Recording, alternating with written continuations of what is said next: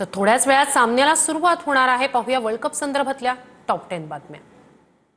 नवी मुंबईच्या डी.वाय. पाटील स्टेडियमवर महिला एकदिवसीय विश्वचषकात आज भारत विरुद्ध दक्षिण आफ्रिका असा सामना रंगणार आहे। आजच्या सामन्यानंतर क्रिकेट जगताला नवा विश्वविजेता मिळणार आहे। फायनलमध्ये खेळणं हा सर्वांसाठीच मोठा अभिमानास्पद क्षण। सामन्यासाठी आम्ही 100% देऊ आणि गेम एन्जॉय करू। भारतीय क्रिकेट संघाची कर्णधार हरमनप्रीत कौरची अंतिम सामन्यापूर्वी प्रतिक्रिया।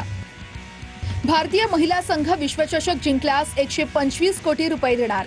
बीसीसीआय ऐतिहासिक निर्णय घेण्याच्या तयारीत। आयसीसीकडून विजेत्या संघाला 39.55 लाख रुपये मिळणार। ही रक्कम 2022च्या महिला एकदिवसीय विश्वचषक स्पर्धेच्या 4 पट जास्त असल्याची माहिती। नवी मुंबईमध्ये होणाऱ्या अंतिम सामन्यावर पावसाचं सावट। आज सामना पूर्ण झाला नाही तर सोमवारी अंतिम सामना खेळवला जाणार असल्याची माहिती। महिला विश्वचषकाच्या अंतिम सामन्याच्या क्लोजिंग सेरेमनीला लेझर शो आणि ड्रोन शो कार्यक्रमाची रंगत होणार। गायिका सुनिधी चौहान आणि नृत्य दिग्दर्शक संजय शेट्टी उपस्थित राहणार। महिला विश्वचषकाच्या अंतिम सामन्यात भारत आणि दक्षिण आफ्रिका संघ आमने सामने। अंतिम सामन्याच्या तिकिटांवरून चाहत्यांमध्ये गोंधळ।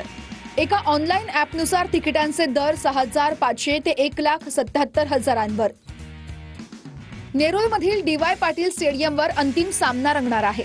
सामन्याला होणारी गर्दी लक्षात घेता हार्बर रेल्वेचा मेगा ब्लॉक रद्द करण्याचा निर्णय। उत्तर प्रदेशच्या अमरोहामध्ये कलाकार झुहैब खान यांनी भारतीय महिला क्रिकेट संघाचं चित्र साकारलंय। भारतीय संघाचा अंतिम सामन्यात विजय व्हावा अशा शुभेच्छा कलाकारांनी दिल्या। उत्तर प्रदेशच्या कानपूरमध्ये भारतीय महिला क्रिकेट संघाच्या विजयासाठी चाहत्यांचा जल्लोष। दक्षिण आफ्रिकेविरुद्ध आज सामना रंगणार।